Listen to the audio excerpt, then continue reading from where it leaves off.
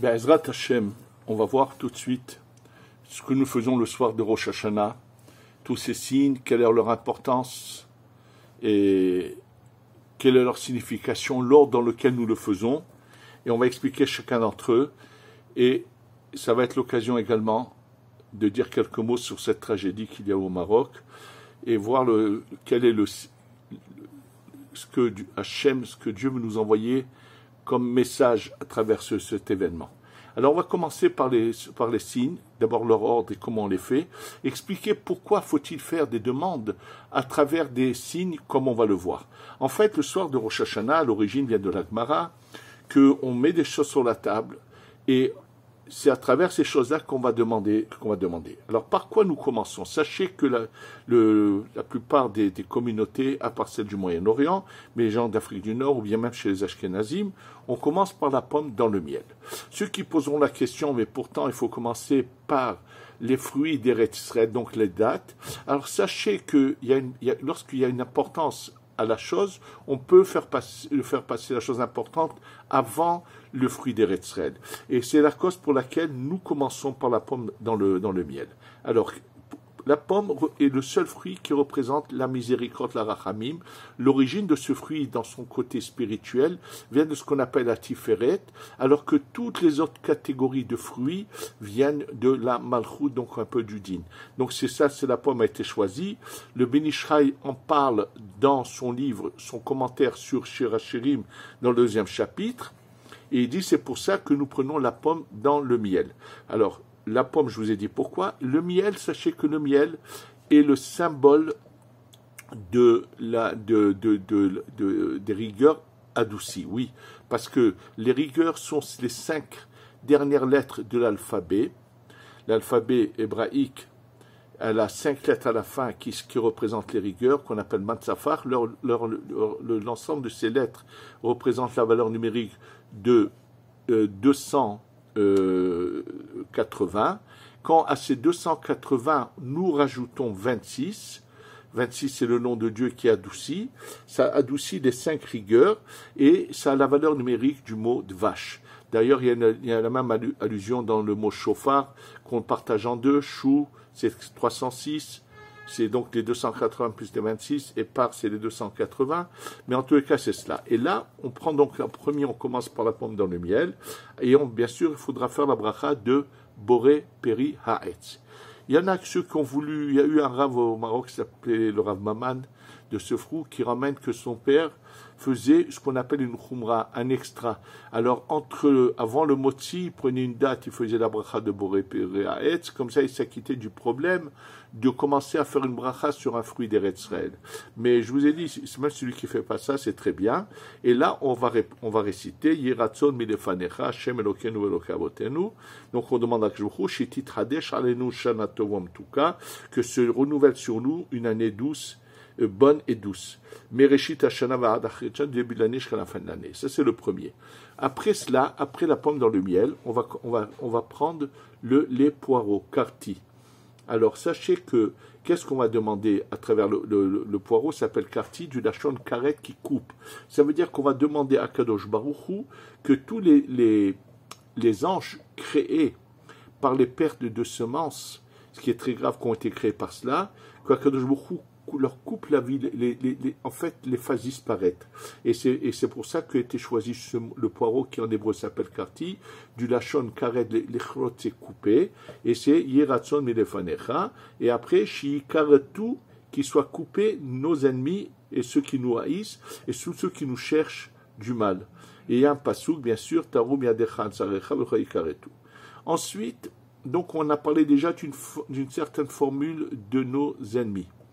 Ensuite, on va parler d'une autre forme d'ennemi, c'est avec Silka, les blettes. Qu'est-ce que c'est? On va demander que les anges accusateurs soient retirés du din là-haut. Donc c'est pour ça qu'on va prendre les blettes, qu'on appelle Silka, la Shoné Salek, c'est retiré. Et c'est ce qu'on va demander à Kajochou, que les anges accusateurs soient retirés. Chez Istalko, Ivecha, Vesonecha, Vechol, Vacheraatenu. Et on va bien sûr dire des psukim là-dessus, comme nous avons l'habitude. Voilà. Ensuite, nous arrivons aux dates. Et les dates, ça va être pour demander la destruction de nos ennemis terrestres. Mais bien sûr, pourquoi les dates? Sachez que le mot Tmarim, parce que le mot Tmarim c'est les dates, mais quel rapport avec? Il y a oui une allusion Yitamu qui soit anéanti nos ennemis. Il s'agit de nos ennemis terrestres. Alors il faut que vous sachiez que le mot Tamar en hébreu, c'est 10 fois le din. Ça veut dire qu'on va envoyer les 10 niveaux de din, de rigueur, sur nos ennemis. C'est ça qui va les détruire. Et c'est pour ça que nous disons ça. Et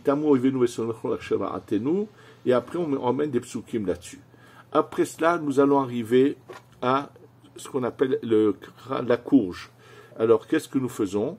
Yiratson, et on dit chez Tikra, roi Gezar Dinenu, que soit déchirés les mauvais décrets et que soit lu devant toi, Akadosh Baruch Hu, nos mérites. Et ça, c'est Kra, la courge en hébreu. Donc, il y a ici Kra, qui sont la lecture de nos mérites. Et il y a une allusion au déchirement des mauvais décrets. Après cela, nous allons prendre Roubia. Alors, sachez que le mot Roubia est dans la Gemara est expliqué par le mot Tiltan. Alors, les Juifs d'Afrique du Nord, une partie des Thémanim, prennent les sésames. Et d'ailleurs, il y a plusieurs preuves que ça représente réellement. Ce mot-là représente les sésames. C'est par rapport à un endroit dans la Gemara qui parle de couleur qu'on trempe dans l'eau. Les Juifs du Moyen-Orient prennent une sorte de petit haricot blanc. Je ne vois pas en quoi ils se rapprochent de ce qui est marqué là. Parce que là, les sésames, nous savons que vous prenez une petite poignée, il y en a un nombre incroyable. Et qu'est-ce qu'on va demander?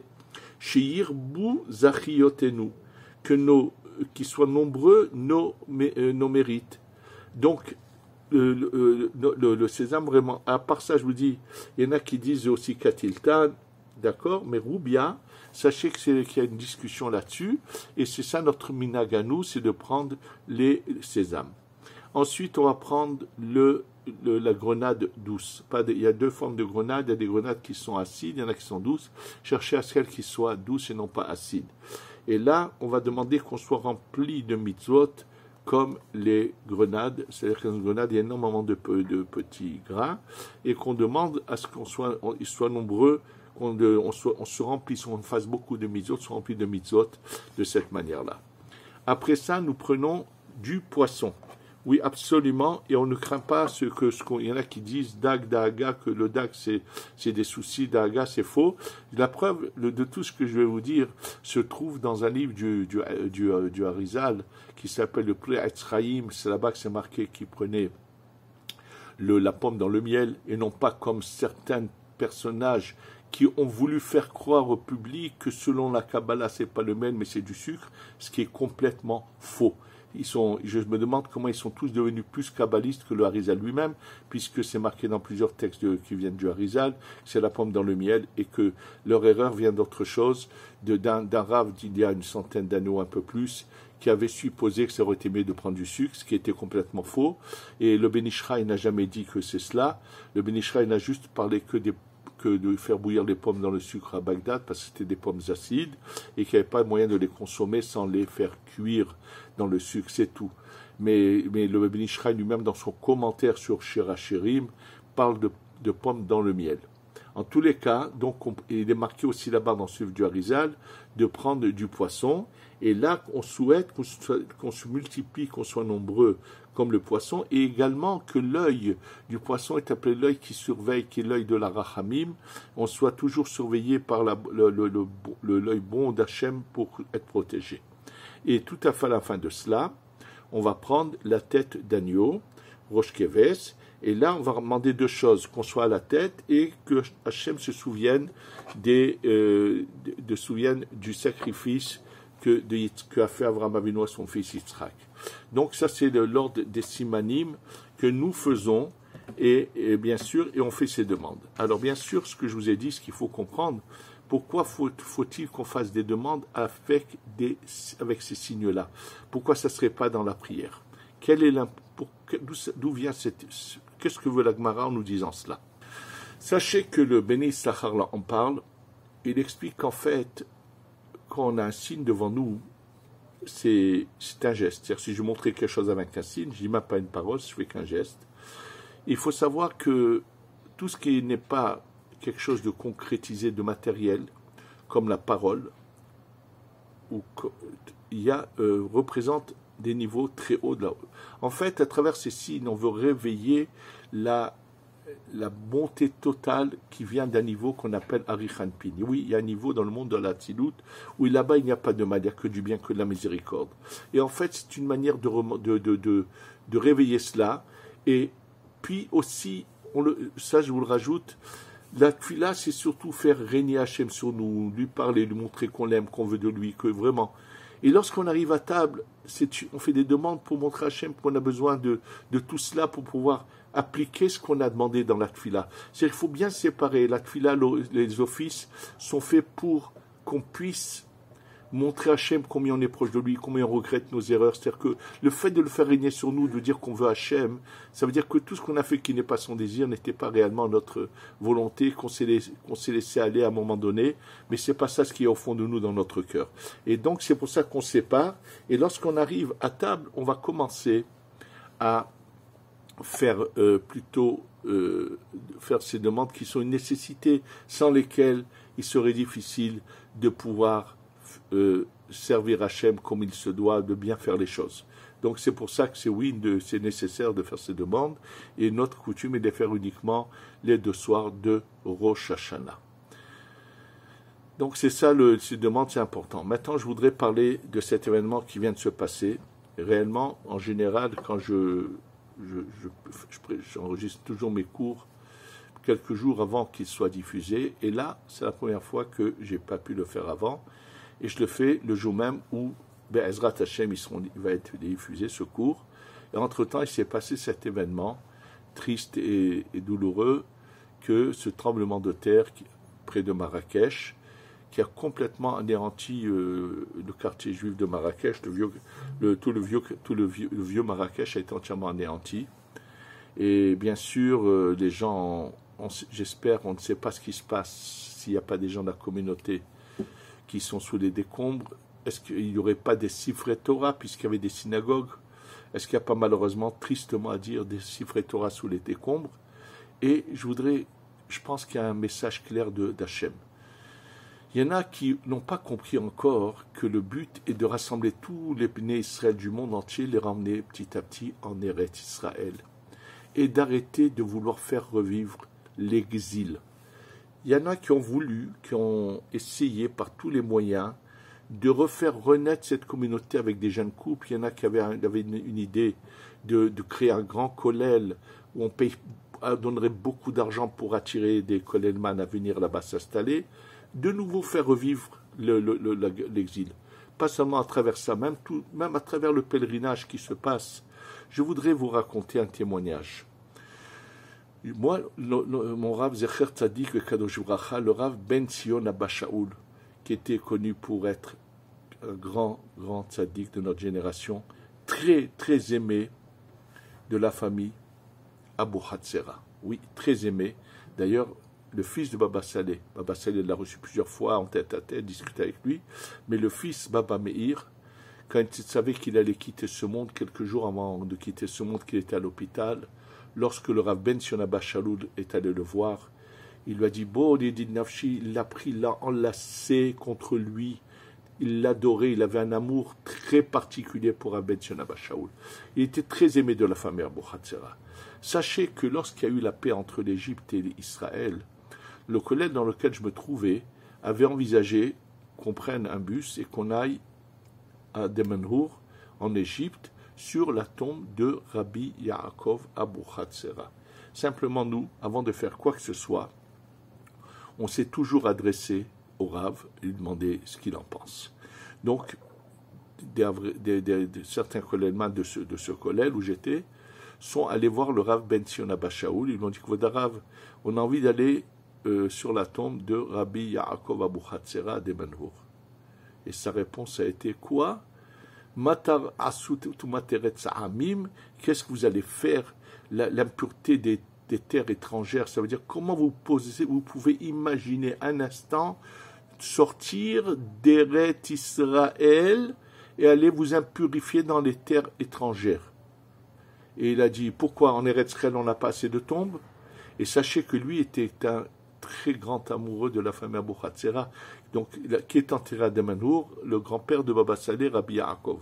Mais c'est pas pour autant, il était hors de question. Et même Baba Saleh, pour son propre grand-père, lorsqu'on lui a proposé d'aller à Demanour, il a dit non, le tzaddik, il est là quand je lui fais sa hiloula. C'est-à-dire qu'une hiloula peut se faire en Eretz Israël. On n'a pas besoin de voyager. Sachez que ce genre de voyage a eu souvent des conséquences néfastes. Les gens, en allant là-bas, ont des fois, malheureusement, à part le moment du tzaddik, il y a eu des choses à côté qui n'ont pas été toujours ce qu'il fallait que ça soit.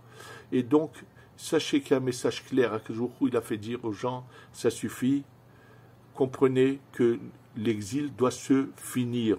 Ça veut dire que non seulement vous n'allez plus ramener les Juifs au Maroc, mais ceux qui sont encore là-bas devraient faire leurs valises et comprendre que leur place n'est plus là-bas. Aujourd'hui, Hachem, Papa, a rouvert la porte de la maison. Eretz Israël est la maison de notre Papa qui est à Kadosh Baruch Hu.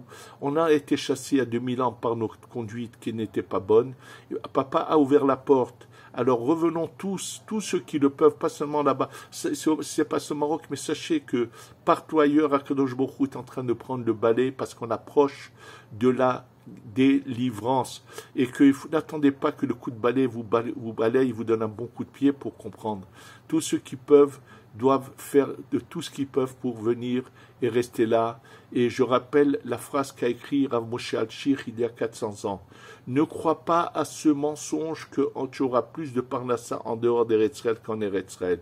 Celui qui croit que tout vient d'Hachem ne doit pas croire à ce mensonge. Celui qui l'a dit, c'est Rav Moshe Alshir, celui qu'on appelle le Alshir HaKadosh, le Sa Alshir, il a écrit. Donc on va nous essayer de diffuser autour de nous qu'on est proche de la délivrance, qu'on se retrouve tous ici, Be'ez Hashem, bientôt, avec le Beth Amikdash, Ibane, Bimera, Bi'amenu, Amen, Ve Amen.